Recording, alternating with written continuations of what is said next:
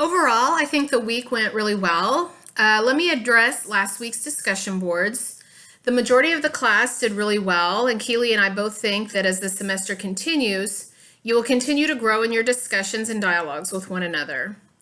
Some things that we want to point out. One, make sure you are distributing and discussing the topics throughout the entire week. Two, make sure you're addressing the lesson, reading, and the book in your posts. I always want you to be able to tie your discussion into the lesson in some way. This lets me know that you can apply the lesson to the actual scenario given in the discussion board topic. And third, some students just touched on the subject. Make sure you are elaborating on the subject both in your initial posts and in your follow-up postings.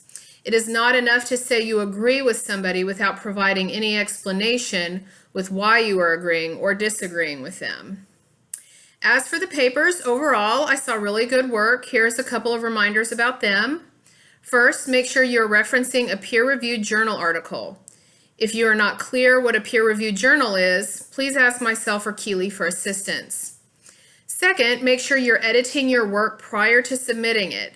I found quite a few spelling and grammatical errors. Lastly, make sure to stick to the topic. I noticed several students getting off track with what you are trying to explain. Again, if you need any assistance with anything, please feel free to send me an email.